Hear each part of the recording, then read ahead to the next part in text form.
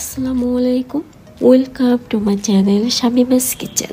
আজকের পর্বে খুব সহজ করে আপনাদেরকে চাল কুমড়ার মোরব্বা তৈরি করে দেখাবো। চাল কুমড়ার মোরব্বা আমাদের সবার কাছেই খুব জনপ্রিয় একটি ডেজার্ট।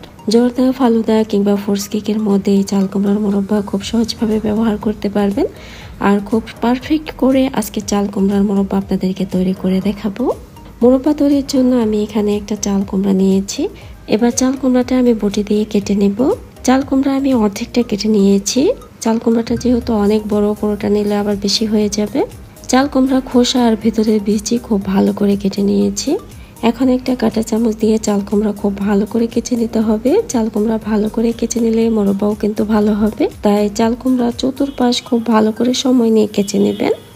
ভালো করে কেচে নেওয়া হলে চাল কুমড়া এভাবে চেপে ধরলে দেখবেন ভেতর থেকে অনেকটা পানি বের হবে, আর তখন বুঝবেন চাল কুমড়া কেচে নেওয়া হয়ে গিয়েছে। এখন একটা বড় বোলের মধ্যে পর্যাপ্ত পানি নিয়েছি। আর এটা হলো চুন। অনেকেই পান খেতে যে চুন ব্যবহার করে সেই চুন, তবে চুন দেখে কিনবেন, ঝিনুকের চুন হলে বেশি ভালো হবে। চুন দিচ্ছি 2 চামচ। পানিতে চুন দিয়ে খুব ভালো করে চুন আর পানি মিক্স করে নিতে হবে। এবার কেচে নেওয়া চাল কুমড়া সম্পূর্ণ এই চুনের পানির মধ্যে নিয়ে নিচ্ছি। চুনের মধ্যে চাল কুমড়া দেওয়ার সাথে সাথে এই চাল কুমড়া কিন্তু অনেক শক্ত হয়ে যাবে। আর আমি এই চুনের পানির মধ্যে চাল কুমড়া সারা রাত ঢেকে রেখে দেব। ফিরে এলাম পরের দিন। চাল কুমড়া খুব ভালো করে ধুয়ে নিয়েছি। খুব ভালো করে ধুয়ে নিতে হবে। খেয়াল রাখবেন যেন চুন ভেতরে লেগে না থাকে। খুব বেশি পানি দিয়ে কষলে কষলে ধুয়ে নিতে হবে। এবার একটা বড় কড়াই নিয়েছি, আর কড়াইয়ের মধ্যে আমি পরিমাণ মতো পানি নিয়েছি। পানির মধ্যে চাল কুমড়া দিয়ে হালকা ভাপ দিয়ে নিতে হবে। আমি চাল কুমড়া প্রায় 10 মিনিট জাল করে নিব। 10 মিনিট চাল কুমড়া জাল করে নিয়েছি। এবার তুলে নিচ্ছি। এখন এই কড়াইয়ের পানি ফেলে দিয়ে চাল কুমড়া নিয়ে নিয়েছি। এবার 4 কাপ চিনি দিয়ে দিচ্ছি। মোরব্বা তৈরিতে চিনি কিন্তু একটু বেশি করেই দিতে হবে। এবার একটু সময় নিয়ে ঢাকনা দিয়ে ঢেকে রেখে দিব, তাহলে চাল কুমড়া যেহেতু গরম তাই চিনি গলে যাবে। চিনি অনেকটা গলে গিয়েছে। এবার চুলা জ্বালিয়ে দিয়েছি।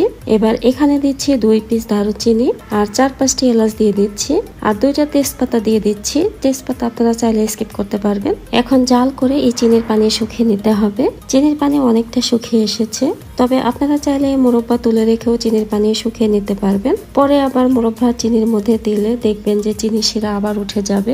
এভাবে যদি কয়েকবার উঠিয়ে রেখে রেখে চিনি শিরা জাল করে নেন, তাহলেও কিন্তু খুব দ্রুত সময়ে চিনি শিরা জাল করে নেওয়া যাবে। এখন এই চিনি শিরা আমি সম্পূর্ণ শুকিয়ে নিব। শেষের দিকে আঁচ কমিয়ে শুকিয়ে নেবেন, না হলে ক্যারামেল হয়ে যাবে। আবার তখন মোরব্বার কালার চলে আসবে, তখন আবার দেখতে ভালো লাগবে না। সম্পূর্ণ পানি শুকিয়ে নিয়েছি। এখন হালকা হালকা শিরা থাকা অবস্থায় আমি নামিয়ে নিব। মোরব্বা তুলে নিচ্ছি। এখন মোরব্বা এভাবে রেখে ঠান্ডা করে নিব।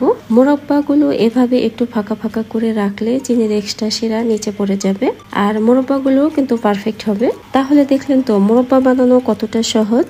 আর এই মোরব্বা আপনি চাইলে কিন্তু 1 বছরের মতো সংরক্ষণ করে খেতে পারবেন। তবে দীর্ঘদিন ভালো রাখতে চাইলে মোরব্বাগুলো ফ্রিজে নর্মাল চেম্বারে রেখে দিবেন, কাচের বয়ামে অথবা এয়ারটাইট বাটিতে।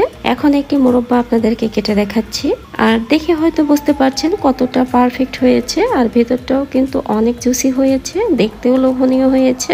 এই মোরব্বা যেহেতু আমি একটু ঠান্ডা হওয়ার পরপরই আপনাদের কেটে দেখিয়েছি, কিন্তু আপনারা যখন মোরব্বা বানাবেন আর রেখে দিবেন বেশি সময় নিয়ে, তখন এই মোরব্বা কিন্তু অনেকটা দোকানে কেনা মোরব্বার মতোই শক্ত হয়ে যাবে। তাই আজকের মোরব্বা যদি আপনাদের কাছে ভালো লেগে থাকে, তাহলে বাসায় একবার হলেও ট্রাই করে দেখতে পারেন। সবাই অনেক ভালো থাকবেন। আজকের ভিডিওটি সম্পূর্ণ দেখার জন্য আপনাদের অসংখ্য ধন্যবাদ।